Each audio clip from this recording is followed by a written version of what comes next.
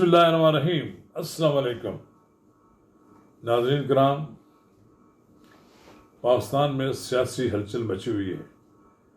इंतखाबात तो हुए नहीं शुरू, लेकिन उसका बिगल बजने वाला है।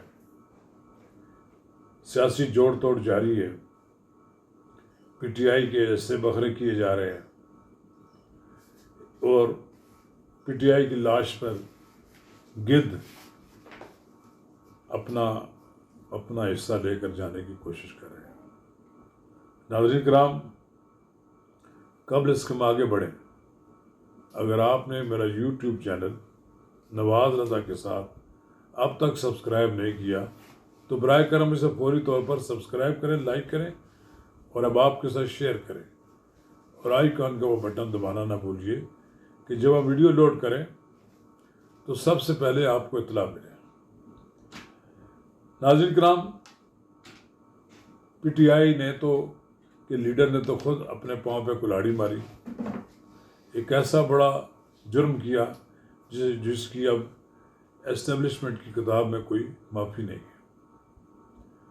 आइए हमने आने वाले दिनों में देखेंगे कि इनका भी सारा घूंट पी लिया जाएगा।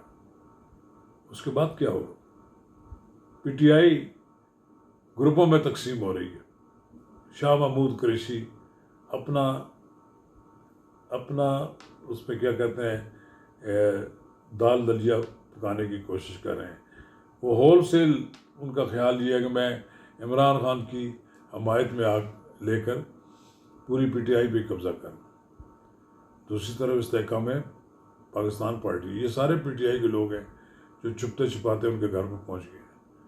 तीसरी तरफ परवेज़ खटक हैं, वो इंडिपेंडेंट ये इलेक्शन अपना ग्रुप बना रहे हैं। उनको तो चार्जशीट वगैरह भी पीटीआई की तरफ से कर दी है। एक चौथा भी ग्रुप ऐसा है, आप देखेंगे अचानक निकलेगा बाहर कि वो भी कहेंगे जी हम तो इमरान खान के साथ तो नहीं है, लेकिन हमारा अपना एक व्यू है।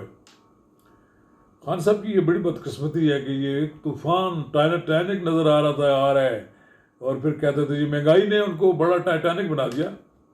इमरान खान ने जो अपने दौर में कारनामे किए थे उसके बाद तो उनका सर्वाइवल बिल्कुल ही मुमकिन नहीं था।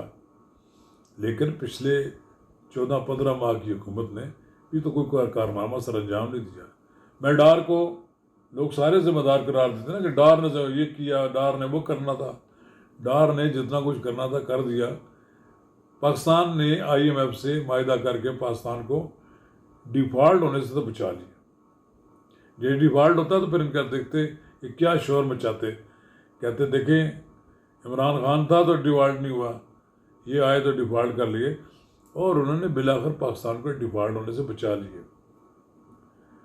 अब पीटीआई की लाश पर पीटीआई के जो मुखालिफ हो गए थे लोग इमरान खान से, अब उनको मौका मिल गया, वो भी सियासत कर रहे हैं। सुना है कि 30 के लगभग मज़ीद अरकान इलेक्टेबल लोग शामिल होने इस्तेहकाम में पाकिस्तान पार्टी। यकीनन इनको भी कहीं ना कहीं से आशीर्वाद तो हासिल ही है। असल एक लड़ाई फिर होगी। ये तो पका लेंगे अपना पीटीआई की लाश पे अपना सालन, लेकिन इनका असल मुकाबला तो फिर नवाज शरीफ से होना है पंजाब में। और अब नवाज शरीफ के पीछे सारे पड़ गए कि हमें कुछ ना कुछ दो, वरना ये मुकाबले पे आ जाएंगे और फिर हो सकता है ना कहीं से मुदाखलत भी हो जाए, और ये मुदाखलत को रोका भी नहीं जा सकता, क्योंकि नवाज शरीफ को भी ये लोग नहीं चाहते, कुछ कुव्वतें नहीं चाहती होगी कि नवाज शरीफ पूरी कुव्वत के साथ बरसे इक़्तिदार है। एक ऐसी कमज़ोर हुकूमत हो जिसमें लोग अशारों पर नाचते हों, एक मखलूत हुकूमत हो जो कौमी हुकूमत कहलाए, और फिर उस हुकूमत की सपोर्ट जारी रखी जाए जब तक वो अपने तौर पर ठीक तरीके से उनके साथ बिहेव करते रहे। और जिन कभी उन्होंने आंखें दिखाई और अपने आप को अपनी ताकत का जोम हुआ, जैसे इमरान खान को हुआ। इमरान खान को एक गलतफहमी ये भी थी ना कि वो शायद पाकिस्तान के अर्दगान बन गए हैं। उनको ये भी गलतफहमी थी कि उनके एक इशारे पर वो कहेंगे तो पूरा पाकिस्तान निकल आएगा और पाकिस्तान की फौजी तनसीबात पर की ईंट से ईंट बजा देंगे। यही उसकी गलतफहमियाँ थी, यही गलतफहमियाँ थी। जनरल बाजवा के साथ मिलकर वो जो खेलना चाहता था वो भी नाकाम हुआ।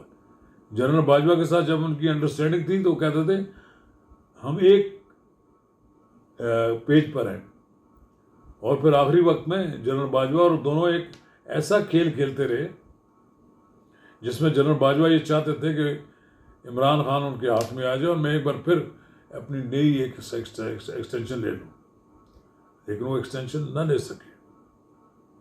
और फिर यही हुआ कि जनरल बाजवा भी फारग हो गए और जनरल फैज़ हमीद भी घर चले गए।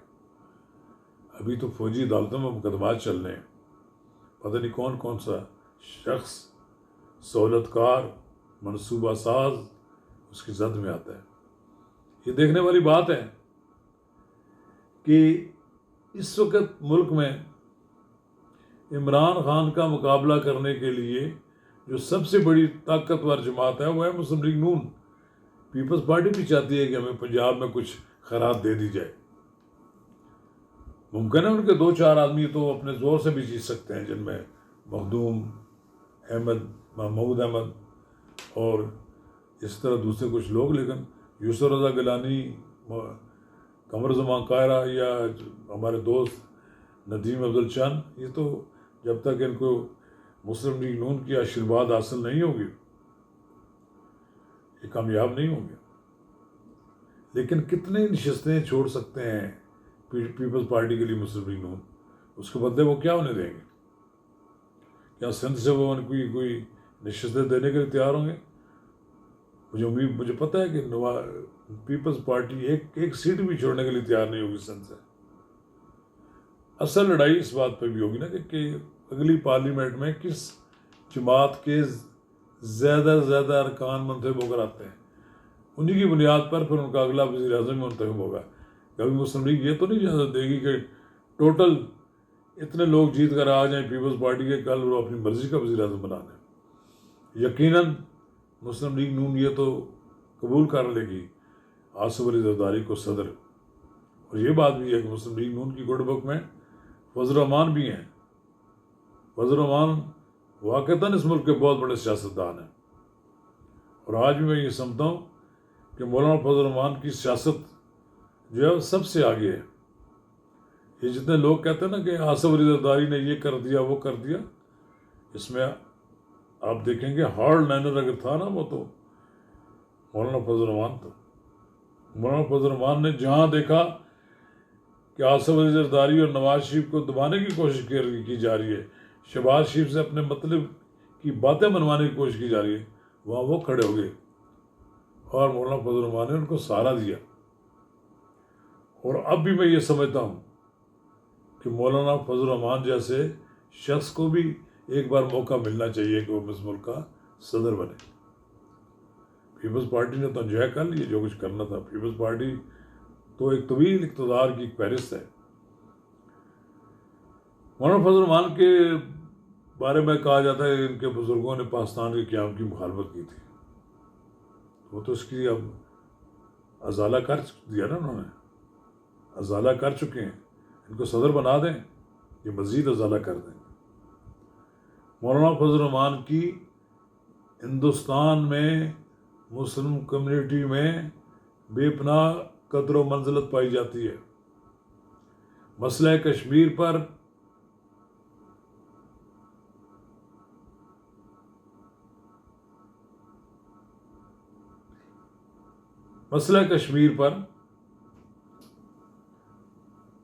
मौलाना फजल रहमान का बड़ा किरदार है। उन्होंने कश्मीर कमेटी के चेयरमैन की हैसियत से बड़ी तगदो की और बड़ा उन्होंने कोशिश की है कि कश्मीर कमेटी आज़ाद हो। अब आने वाले दिनों में फैसला जब इस बात का होगा कि who will be the next president, तो मुकाबला फिर वो आसिफ अली ज़रदारी और मौलाना फजल रहमान के दरमियान होगा। शुक्रिया।